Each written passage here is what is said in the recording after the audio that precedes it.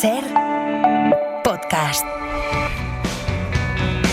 Por nuestra cabeza pasan al día muchas ideas, pero no nos paramos a pensar de forma crítica. Eres tú quien va a cambiar el mundo, quien destrozará las teorías de la humanidad. En la ventana, más Platón y menos WhatsApp, con José Carlos Ruiz. Eres tú el duende oculto que alimenta mi locura y consume toda realidad. José Carlos Ruiz, bienvenido a Villaviciosa. ¿Cómo estás? Callado, ¿Qué tal? bien callado, muy bien, muy bien. Me he dado un paseo por el pueblo maravilloso. Qué bien, fantástico. Oye, ya Isaías ha hecho referencias bíblicas a la manzana de Adán, sí. O sea que eso lo vamos a dejar aparcado como excusa, funciona muy bien. Pero así como punto de partida, desde una mirada filosófica, ¿cómo definirías o cómo describirías lo que es la tentación? La tentación, como es que cuidado. Pues es una especie de invitación personalizada solo para ti, porque la tentación es subjetiva, ¿no? Que despierta en cada sujeto un deseo ignoto, algo que no conocía. Pero no es lo mismo tentación que deseo. Sí, pero la tentación despierta un deseo. Vale. O sea, la tentación lo que hace es que te presenta, es decir, a cada uno de nosotros nos manifiesta una especie de grieta, una grieta que tú no conocías, que está dentro de ti. Tú tienes una idea de tu identidad estable, más o menos crees que controlas lo que te gusta y lo que no te gusta, lo tienes todo muy cerciorado, ¿no? Y de repente aparece esa grieta que no sabías que la tenías, y esa es la tentación, porque se inmiscuye de manera elegante, sutil, en esa identidad que pensabas que era estable y de repente deja de ser estable. ¿Por qué crees que tiene tan mala fama lo de la tentación? Que no deja de ser un temblor de la voluntad. Es decir, tú tienes unos principios, crees que estás asentado en unos fundamentos determinados y algo te lo hace temblar. O sea, eso es un temblor de la voluntad, eso, ¿no? Sí. O sea, tú tienes tu voluntad de manera estable generalmente tiene una predicción de futuro y por eso está tranquila, porque sabe que lo que va a suceder tiene la capacidad de enfrentarse a ello. Y claro, te llega algo que, y creo que la mala fama que tú dices viene de aquí, llega algo que te desordena, te rompe el esquema de lo que tú considerabas que era asequible o manejable o que podrías hacerle frente. Entonces, a partir de ahí... Pero no está mal romper esquemas. Bueno, depende, porque cuando hablamos de, por ejemplo, un mecanismo de poder, es decir, cuando alguien está en un centro de poder y lo que quiere es controlar a la población, lo que le interesa de alguna manera es que todo el proceso de esquemas sociales esté muy controlado y todo el mundo sepa qué tiene que hacer, en qué momento. Entonces, cuando aparece la tentación y rompe, claro, y la mala fama viene, bueno, aparte de eso, si te remontas a las religiones o al estoicismo, incluso en el siglo V antes de Jesucristo, ellos ya tenían muy claro que en el ser humano tiene que luchar contra aquello que quita su humanidad. Y lo que quita su humanidad, que era los deseos, que son inmediatos de saciar y que los tienen los animales. Entonces, aquello que no se asemejaba a los animales, lo que te hacía era peor y por lo tanto eran tentaciones a evitar y tu voluntad tenía que luchar contra los deseos sensuales, carnales, etcétera, etcétera. Y si te ves a los estoicos lo tenían claro, pero luego la religión lo retomó y lo puso en una manera de pecado. Decir que son los pecados, en el fondo son tentaciones inmediatas de un sujeto que se tiene que volcar. Pecar es sucumbir a la tentación. Totalmente, es así. ¿No? Ayer estaba pensando yo, después de dejaros, que una tentación deja de serlo, ¿no? Sí. Cuando se cae en ella. Y ayer José Carlos por la noche decía, no sé si cenar fabada, no verdad. cenar. Y dije, hombre, vamos a ver, lo mejor es comerla. Sucumbió a la tentación. Exacto, lo mejor es comerla, pero bueno, si quieres, sucumbió a la tentación. Entonces yo esta mañana buscando me acordé que la semana que viene aquí en Villaviciosa se elige la mejor fabada del mundo. Anda. Hay 23 finalistas, se elige. Entonces, podría ser perfectamente una tentación que tuviese ahora mismo José Carlos pertenecer al jurado que eligiese esa mejor fabada del mundo, ¿no? O sea que cuando uno sucumbe a la tentación deja de serla, ¿no? Cuando ese deseo se cumple... Bueno, ya... sí, lo que pasa es que, claro, que yo he sucumbido una vez. O sea, no pasa nada por sucumbir 2 o 3. Ya. Mira, decía Michel de Montaigne, un filósofo francés, que quizás sea el filósofo más mundano de todos porque habla de su cuerpo, de su voluntad y de sus deseos con mucha naturalidad. Y él decía que las mejores tentaciones ya al final de su edad le parecían tan vulgares y tan mundanas que lo mejor de todo era dejarse llevar por ellas. caer en esas tentaciones. Claro. Que eso significaba que ha llegado a un nivel de humanidad maravilloso porque se reconcilia su voluntad. Dice, bueno, esta tentación que es comer fabada por la noche te va a dar, pues no sé, un poquito de a lo mejor indigestión, no pasa nada, déjate caer que ya lo solucionarás. Bueno, Michel de Montaigne decía otra cosa, especialmente en sus ensayos. Decía que la tentación puede mirarse también desde un ángulo principalmente como de búsqueda del conocimiento, más que las tentaciones carnales o sensuales. No creo que pueda ponerse en duda que sea más bello impedir el nacimiento de las tentaciones mediante una alta y divina determinación y haberse formado en la virtud de manera que las propias semillas de los vicios se desarraiguen que impedir sus progresos. La primera tentación que el diablo presentó a la naturaleza humana, su primera ponzoña, se introdujo en nosotros merced a las promesas de ciencia y conocimiento que nos hizo. Seréis como dioses, conocedores del bien y del mal. Y las sirenas, para engañar a Ulises y para atraerlo a sus peligrosos y destructivos lazos, le ofrecen la ciencia como don. Aquí habría cosas discutibles, ¿eh? Bueno, no es tan discutible, me explico. A ver, primero que Michel de Montaigne era religioso, entonces como se ve aquí, y es obvio, ¿no? Es obvio. Claro. Pero en cualquier caso, sí es verdad que hay una tentación en el ser humano que es traspasar límites. Es decir, esto es innato en nosotros. Ajá. Entonces, cuando ves un límite, tienes la tentación de decir qué hay después, ¿no? Y te quieres volcar. Y la ciencia, en el fondo, es una promesa de conocimiento ilimitada. Sí. Entonces, hay una especie de esperanza en torno a restar poder a cualquier deidad. Es decir, a medida que la religión, a medida que la ciencia progresa, le va quitando poder a cualquier entidad religiosa porque va explicando cosas que de principio eran inexplicables. Pues y mejor, solo la mitología... ¿no? Sí, no digo que sea mejor, pero la tentación es pensar que a través de la ciencia puedes alcanzar la deidad, es decir, el poder de la deidad, claro, el control de todo. Eso es oye, y para un filósofo como tú, aparte de la fabada, para un filósofo, ¿cuál sería su principal tentación? Bueno, hay varias. Quizá la más evidente es esta del adanismo, que se llama ahora, ¿no? Es decir, el que eres el primero, el Adán, en descubrir una teoría, que estás pensando en torno a cualquier temática, vas desarrollando y de repente dices, esta idea es original, no la ha pensado nadie nunca. Y llevamos 2.500 años de filosofía, estoy seguro de que no es tan sencillo.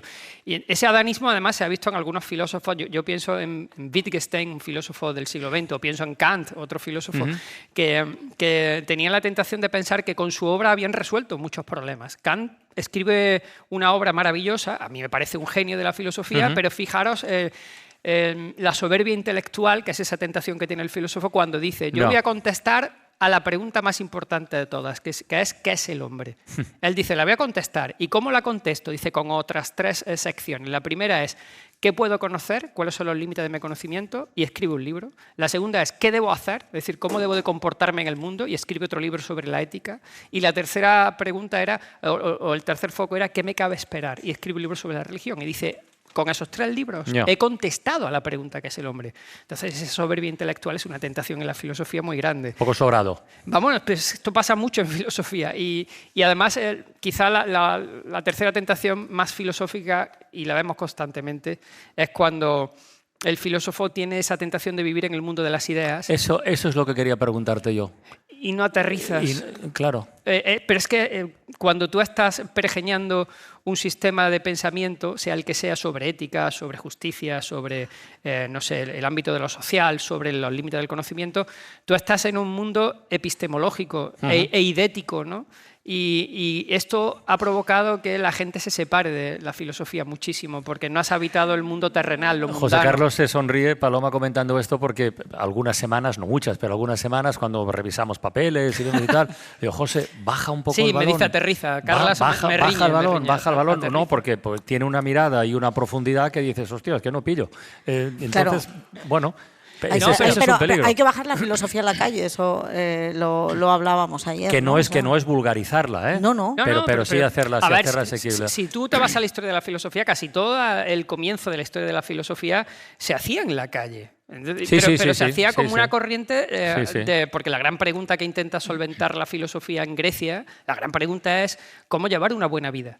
Fíjate qué pregunta más sencilla. ¿Cómo llevar una buena vida? Ya está. Y a partir de aquí, ¿qué pensamos? Pues en lo cotidiano, lo rutinario. Cómo eso se puede llegar a inferenciar hacia una idea que sea un poquito superior, ¿no? Y que todo el mundo aspire. Bueno, pues esto es una tentación filosófica que ha desaparecido. La otra noche vi una película que recomendó Boyero, que ya es, y que a mí me gustó mucho también, que es La Grazia, de Sorrentino. Bueno, es que es uno de y hay una pregunta que aparece varias veces durante la película, que es ¿de quién son los días?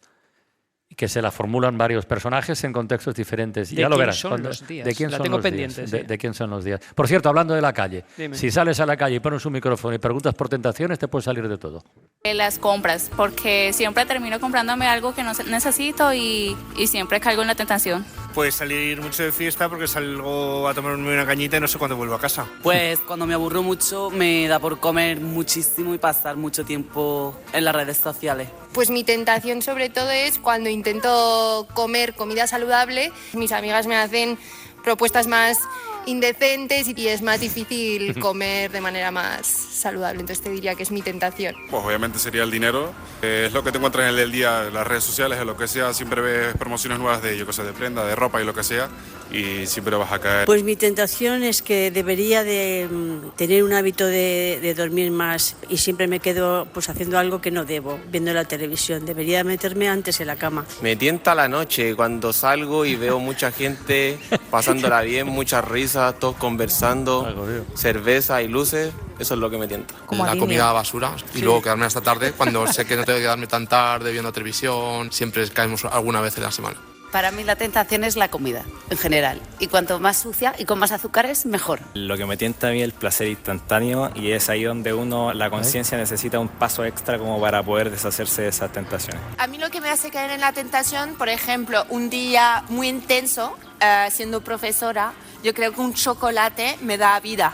Me da ganas de seguir mi trabajo. Entonces, al final es como una recompensa cuando es duro. I'm sorry, so sorry that I was such a fool. A ver, Paloma, ¿en qué te has sentido reconocida? Porque ibas haciendo así con la cabeza. No, yo lo primero que me llama, me hace, o sea, hago una reflexión. No son las mismas tentaciones las que tenía a los 20 y a los 30 que las que tengo a los 50. Bueno. A los 20 y a los 30 eran carnales, eran de la noche, eran de todo esto que decían ya varios oyentes. Y ahora son principalmente gastronómicas. Me pasa como José Carlos, debemos estar rondando la edad.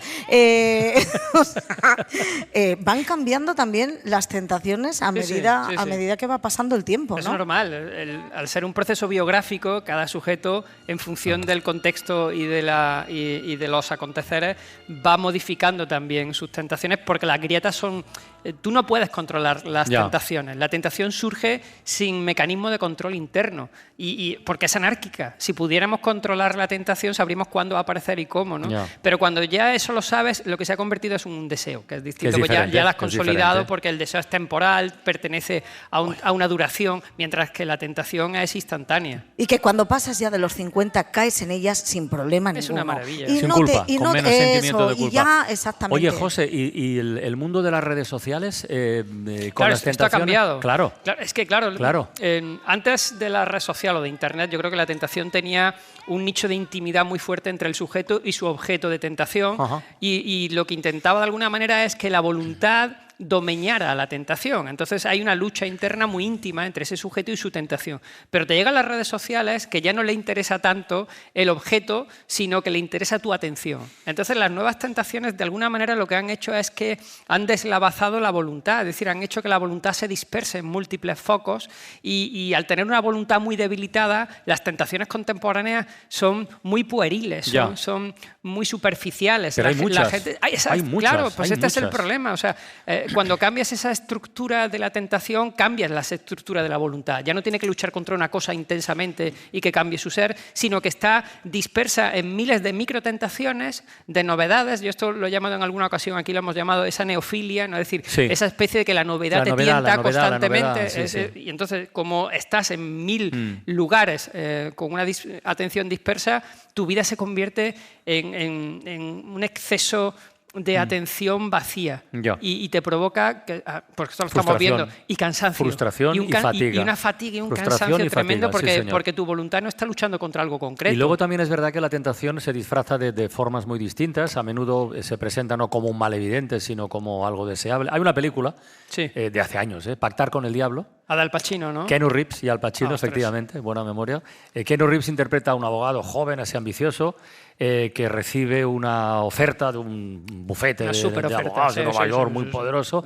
Al Pacino interpreta al dueño de esa firma de abogados, pero también interpreta, o significa la personificación del diablo, que ofrece al abogado joven casos cada vez más inmorales y más mierdas y más corruptos, a cambio de ¿qué? De lujos y de poder. A Dios le gusta observar. Es un bromista. Piénsalo.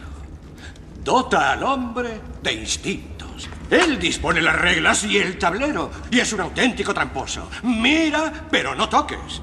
Toca, pero no pruebes. Prueba, pero no saborees. ¿Y adoráis eso? ¡Nunca! Mejor reinar en el infierno que servir en el cielo, ¿verdad? ¿Por qué no? Yo tengo los pies sobre el mundo desde que comenzó este puto juego.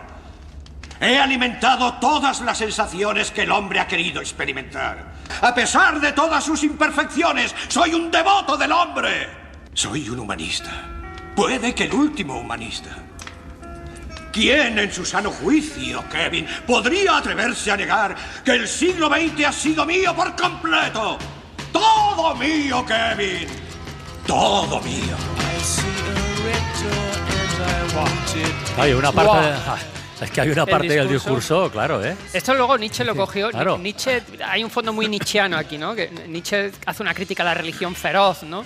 Y dice que lo que hemos hecho en la sociedad occidental es que hemos matado a Dionisio. El dios Dionisio era el dios de la juerga, el dios de dejarse llevar, era Baco, el romano, era el de lo placentero, en lo instantáneo, en lo comunitario, y nos hemos decantado por lo apolíneo. Apolo era el dios del equilibrio, el de la moderación, el que siempre se presentaba en lo correcto. Entonces, de repente hemos hecho un viraje en esta sociedad hacia esa especie de dios apolíneo y a Dionisio lo hemos demonizado, ¿no? Por eso Nietzsche decía, hay que recuperarlo, pero eso no significa que mates a Apolo, sino que convivas con los dos dioses, es decir, dentro de ti esas dos tendencias. Pero hay una parte del discurso cuando dice, sí, prueba pero no saborees y tal. Dice, bueno, es ponerte ahí la cosa son delante. tentaciones, claro. Porque además la mejor manera de dominar a alguien es meterle el miedo de manera autónoma, es decir, que él mismo se autoflagele y se castigue pensando que se ha saltado un código moral que él mismo se impone. Yo me estoy acordando de otra película, yo creo que de los años 50 de Billy Wilder, La tentación vive arriba. Vive arriba, bueno, Marilyn Monroe. Bueno, sí, pero eso es otro tipo de otro tipo de tentación, sí. De tentación. Oye, ¿cómo cerraríamos hoy esta ventana filosófica? Pues mira, estaba pensando en traer biosofías y le he dado vueltas a ver qué filósofos han tenido tentaciones, han resistido o no, y se me ocurren unos pocos. El primero que me ha venido a la cabeza es Jean-Paul Sartre, que le dieron el premio Nobel y lo rechazó. Entonces me pareció una resistencia a la tentación grande, que te den el premio Nobel a Sartre y digan lo rechazo y no voy a recogerlo. Habla de una coherencia filosófica suya, pero claro, para mucha gente es una tentación enorme ese reconocimiento y ir allí. Él dijo que no. Luego, Wittgenstein, que es el que hemos hablado antes. Lo de Bob Dylan es resistencia o comodidad. Bueno, esto ya habría que preguntarle a él, porque no fue, si fue pereza o no. Pero luego Wittgenstein es otro de los filósofos que hemos hablado antes, que de adanismo, ¿no? El que pensó que había escrito un libro, el Tractatus, y dijo, ya lo he dicho todo, he solucionado todos los problemas de la filosofía y me voy. Pero sin embargo, él resistió a una tentación mayor. Su familia era multimillonaria y rechazó toda la herencia.